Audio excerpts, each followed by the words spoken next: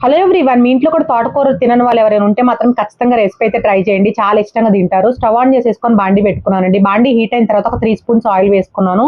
మీరు తీసుకునే తోటకూర క్వాంటిటీకి తగ్గట్టు ఆయిల్ వేసుకోండి.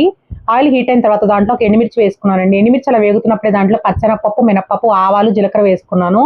ఖచ్చితంగా తాలింపు అనేది లైట్‌గా గోల్డెన్ కలర్ వచ్చేలాగా ఫ్రై చేసుకోవాలండి. మనం వేసే తాలింపు బట్టే ఈ తోటకూర ఫ్రై అనేది టేస్టీగా ఉంటుంది. సో, నిదానంగా ఫ్రై చేసుకోండి మాడిపోకుండా. ఈ తాలింపు అనేది ఫ్రై అయిన తర్వాత దాంట్లో కొంచెం కరివేపాకు వేసుకున్నానండి. కరివేపాకు కూడా కొంచెం అట్లా చిటపటలాడిన తర్వాత దాంట్లో కట్ చేసి పెట్టుకున్న ఉల్లిపాయ ముక్కలు, పచ్చిమిర్చి ముక్కలు వేసుకున్నాను. మీకు కొంచెం అక్కడక్కడ నంచుకోవడానికి నచ్చుతుంది అనుకున్నట్టయితే పచ్చిమిర్చి ముక్కలు ఇలా వీడియోలో చూపిస్తున్నట్టు హాఫ్‌గా కట్ చేసుకోండి. అక్కడక్కడ నంచుకుంటుంటే కూడా చాలా బాగుంటుంది పచ్చిమిర్చి అనేది ఫ్లేవర్‌తో. ఉల్లిపాయలు అనేవి త్వరగా మగ్గటానికి దాంట్లో కొంచెం పసుపు, కొంచెం ఉప్పు అయితే వేసేసుకొని ఒక్కసారి అలా మిక్స్ చేసేసి మూత పెట్టేసుకొని మగ్గించుకున్నానండి. సిమ్ ఫ్లేమ్‌లో పెట్టేసుకోండి ఇంకా ఫ్లేమ్ అనేది. ఈ రెసిపీ అనేది మొత్తం సిమ్ ఫ్లేమ్‌లో పెట్టుకొని చేసుకుంటేనే మనకి ఎక్కడ పచ్చి స్మెల్ లేకుండా ఉంటుంది తోటకూర అనేది. తోటకూర అయితే వాష్ చేసుకొని ఇలా సన్నగా కట్ చేసుకొని రెడీగా పెట్టుకున్నానండి. ఉల్లిపాయ ఏగేలోపు దీంట్లో కారం ప్రిపేర్ చేసుకుందాం. కారం కోసం అయితే ఒక 8 వెల్లుల్లి రెబ్బలు అయితే వేసుకున్నానండి. ఒక 4 ఏమో ఎండుమిరపకాయలు వేసుకున్నాను. ఖచ్చితంగా ఎండుమిరపకాయలతోనే చేసుకోండి, టేస్ట్ చాలా బాగుంటుంది. ఒక హాఫ్ స్పూన్ జీలకర్ర వేసేసుకొని కొంచెం ఇలా అయితే కోర్స్‌గా బ్లెండ్ చేసుకున్నాను. ఇప్పుడు ఈ పేస్ట్ అయితే పక్కన పెట్టేసుకుందాం. ఈ లోపు మనకి ఉల్లిపాయలు చూసారండి, లైట్‌గా ఇలా అయితే గోల్డెన్ కలర్ రావాలి. ఖచ్చితంగా ఉల్లిపాయ అనేది ఇలా వేపుకోండి, టేస్ట్ చాలా బాగుంటుంది. చూసారు కదా ఇలా. ఉల్లిపాయ అనేది కొంచెం అలా వేగిన తర్వాత దాంట్లో కట్ చేసి పెట్టుకున్న తోటకూర ముక్కలు అయితే వేసుకున్నానండి. తోటకూరలో అస్సలు వాటర్ ఉండకూడదండి. వాటర్ అంతా డ్రైన్ అయిన తర్వాతే వేసుకోండి.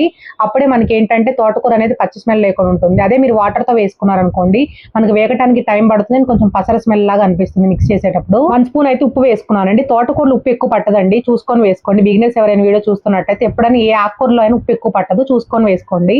ఒక్కసారి అయితే అలా మిక్స్ చేసుకుంటున్నాను. మీకు తోటకూర ఎక్కువ క్వాంటిటీ బాండీ పట్టట్లేదు అనుకున్నట్టయితే తోటకూర వేసేటప్పుడు హై ఫ్లేమ్‌లో పెట్టుకొని వేసుకోండి. అప్పుడు ఏంటంటే వేసేటప్పటికి మనకి మగ్గిపోతుంది ఆకు అనేది. అప్పుడు సిమ్ ఫ్లేమ్‌లో పెట్టుకొని మూత పెట్టేసేయండి. ఇలా అయితే మూత పెట్టేసుకొని ఒక 10 మినిట్స్ తర్వాత మూత తీసి చూస్తే చూడండి వాటర్ ఎంత రిలీజ్ చేసిందో తోటకూర అనేది. అందుకే మనం అసలు ఎప్పుడు వాటర్‌తో వేయకూడదండి ఏ ఆకుకూర కూడా.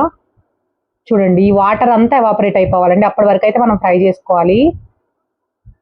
మనకి వాటర్‌తోనే ఉంటుంది కాబట్టి ఎక్కువ మాడిపోయే ఛాన్స్ ఉంటదండి. బట్ కొంచెం వాటర్ అంతా ఎగిరిపోయిన తర్వాత మాడిపోయే ఛాన్స్ ఉంటుంది. సో, వాటర్ అంతా ఎవాపరేట్ అయిన తర్వాత కొంచెం దగ్గరుండి మిక్స్ చేస్తూ ఉండండి. ఇలా అయితే పైకి ఆయిల్ తేలింది చూసారా?